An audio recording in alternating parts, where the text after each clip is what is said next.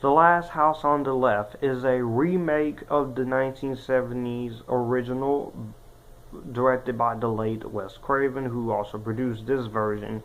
It stars Sara Paxton, Tony Goldwyn, Monica Potter, and it basically follows the same plot as the first film, as the original, but you have the married couple, John and Emma, and their daughter Mary, who's a swimming competitor, and they decide they need to spend some time away from it all.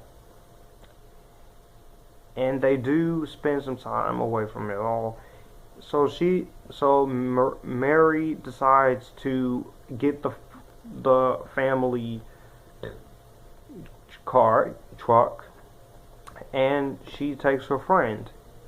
But what they don't realize is that the people that they go to meet with, they're not who you expect. And they not only attack her friend, but they also attack and assault her. But then they later are forced to let the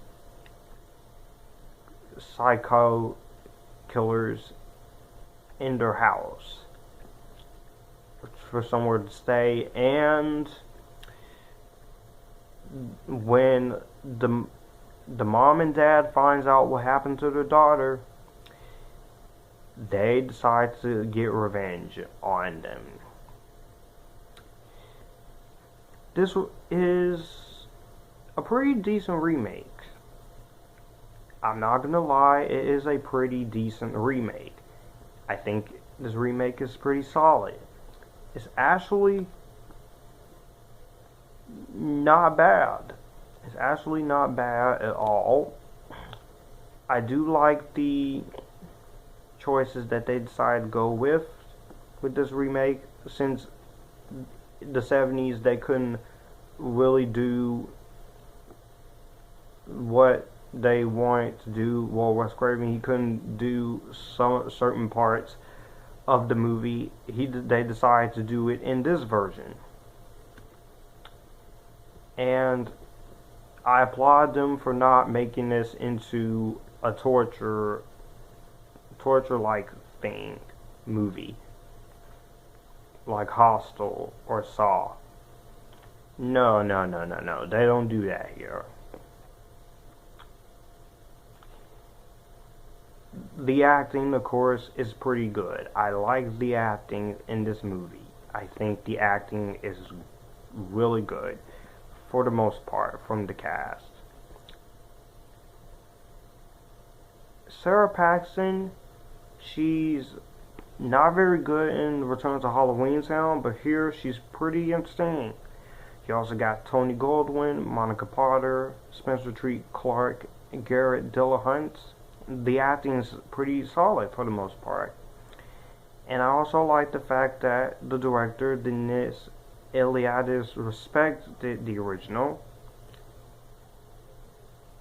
And also Wes Craven and Sean Cunnigham, they produced this one. And they, like I said, there are some changes made in this version, but it is loyal to its original film, even though this one is excessive and gory. And the film is a little slow. It's an hour and 40 minutes, so it does take a while to get into it. But once it gets going, the film just becomes entertaining. And I do like the music by John Murphy, and the technical aspects, and the editing, and the cinematography.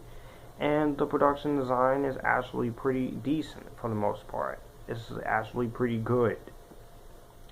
It's not bad. And so, overall, that's pretty much what I have to say on the remake of The Last House on the Left.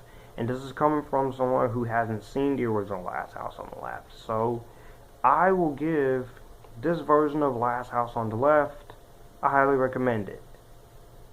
Like I said, it does take a while to get going, but once you get through that little slow moments, the film starts to be actually a lot more better than I thought it would be. So let me know what you guys think about The Last House on the Left remake down below. Do you like it? Do you hate it? And I want to hear from you. Which one do you prefer? The 2009 version or the 1974 film? You guys, keep it cool.